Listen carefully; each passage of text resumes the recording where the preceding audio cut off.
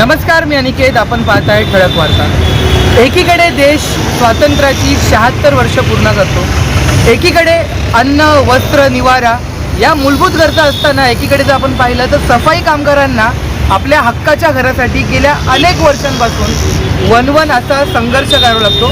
खरं तर हे तेच सफाई कामगार असतात ज्यांच्यामुळे आपल्याला स्वच्छतागृहांमध्ये किंवा इतर रोडवरती स्वच्छता आपल्याला पाहायला मिळते, परंतु त्यांच्यावरती आज जो आहे तो बेघर व्हायचा वेळ आलेला आहे. आपल्यासोबत याच विषयी बोलण्यासाठी अध्यक्ष असणारे आपण त्यांच्या प्रतिक्रिया जाणून घेऊया.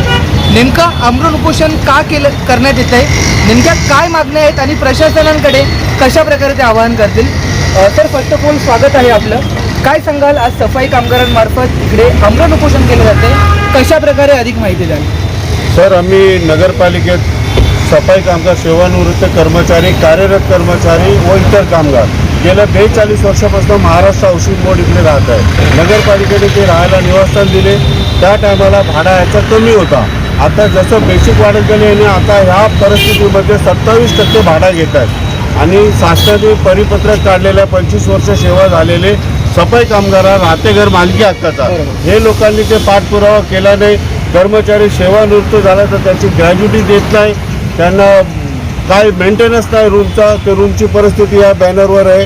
आणि कर्मचाऱ्यांना जे काय फरकची रक्कम आली ते सुद्धा त्यांनी थांबवून घेतली आणि कर्मचाऱ्यांच्या विषयावर ते अजिबात चर्चा करत नाही. ज्या टायमाला आम्ही या अंबरनाथ नगर परिषदेमध्ये आमचे आई वडील आजोबा ज्यांनी डोक्यावरनं महिला वाहिलेल्या आहे, अशा कुटुंबातले आम्ही लोक आहेत. आणि 42 वर्षापासून शासनाचा वारंवार आम्ही पत्रव्यवहार केले, भाडे बंद करा. 10,000 रुपये भाडे पगारातनं कटिंग करताय. सेवानिवृत्त झालेले कर्मचाऱ्याच्या पेन्शनमधनं पण भाडं कटिंग करताय. आणि विचारायला गेलो तर जा तुम्हाला कुठे जायचं, जे कायदेशीर आम्ही घेतोय. सर्व्हिसचे पैसे दिले नाही, ग्रॅज्युटी नाही, मेडिकल अपत्र झाले लोक, मृत्यू झाले लोक, त्यांच्या वारसाला घेतला नाही, 20-20 वर्ष झालेले, पोरांना नोकरी नाही, पेन्शनमधलं भाडं कटिंग होतं, ते खाणार काय, अशी परिस्थिती आहे साहेब अंबरनाथ नगरमध्ये. हे प्रशासन अजिबात आमच्याकडे लक्ष देत नाही. नक्कीच आपण प्रशासन असेल किंवा अंबरनाथ नगर परिषद असेल यांना निवेदन वगैरे दिलं का, त्यांच्याकडून प्रतिसाद कसा तुम्हाला पाहायला मिळतो. आम्ही निवेदन दिलेलं, पण त्यांनी या विषयावर अजिबात एक चर्चा पण नाही केली आणि आम्हाला काय पत्र पण दिला नाही. नुसतं आम्हाला पत्र धमकी देतात, 7 दिवसात रूम खाली करा, रूम रिक्त करा, कायदेशीर असं तसं आम्हाला पत्र देत आहेत. बाकी आम्हाला ह्या विषयावर त्यांनी मिटिंगला पण नाही बोललेलं. आता सकाळपासून उपोषणला बसतोय, आमरण उपोषणला, पण प्रशासनाला जाग आलेली नाही. निश्चितच जर पाहिलं आपण तर ऐन पावसाळ्यामध्ये जर यांना बेघर केलं तर यांच्या आरोग्याची किंवा इतर गोष्टींची जबाबदारी प्रशासनाची असेल की कोणाची, याचा प्रश्न जो आहे तो उपस्थित होतोय. खरं तर जर आपण पाहिलं तर एकीकडे हा तळागाळातला समाज जो आहे तो मोलमजुरी करल, मिळेल ते काम करून साफसफाई करत आपला उदरनिर्वाह गेल्या अनेक वर्षांपासून करतोय. परंतु जर या ठिकाणी जर पाहिलं तर राहायची सोय नाही आणि त्यामध्ये जर त्यांना बेघर केलं तर अशा वेळी आम्ही रस्त्यावर येणार आणि याला जबाबदार कोण, असा प्रश्न जो आहे तो हे सफाई कामगार जाणून विचारत आहेत. काही सफाई कामगार आहेत, आपण त्यांच्या देखील प्रतिक्रिया घेऊयात. कारण इतर वेळी जर आपण कचराकुंडीच्या बाजूने जरी जातो तरी आपल्या नाकाला दुर्गंधी येते आणि अशा कचऱ्याच्या दुर्गंधीमध्ये हे कामगार जे आहेत ते अहोरात्र मेहनत करतात. ऊन, पाऊस, वारा याची तमा न बाळगता हे नेहमीच आपल्याला मेहनत करताना पाहायला मिळतात. काही महिला आहेत, आपण त्यांच्या प्रतिक्रिया जाणण्याचा प्रयत्न करून घेऊयात. कितने सालों से आप वहाँ पे काम कर रहे हो.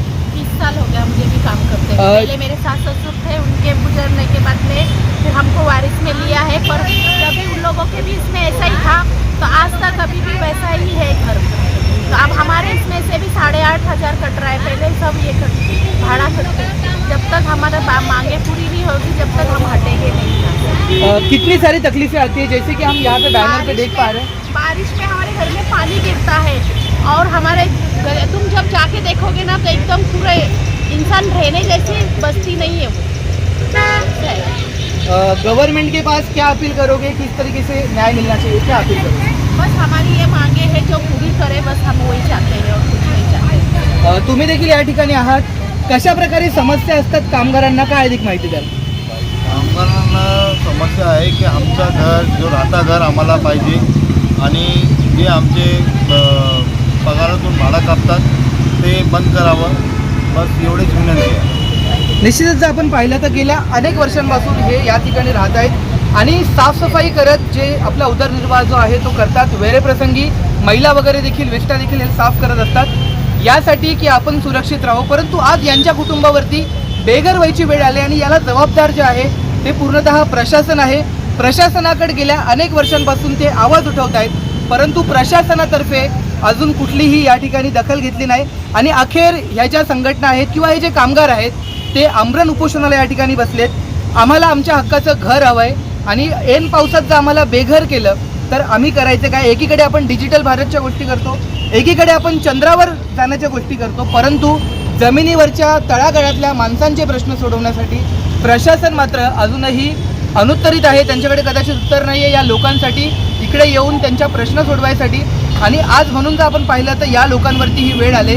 खरं तर आपण एकीकडे पाहतो की दुर्गंधीचं साम्राज्य पसरलेलं असताना कोविड काळामध्ये देखील संपूर्ण जग घरात असताना या लोकांनी रस्त्यात उतरून आपल्या संघर्षासाठी एक साथ दिली होती, परंतु आज त्याच लोकांवरती बेघर व्हायची वेळ आली आणि प्रशासन मात्र हातात हात घेऊन बसले.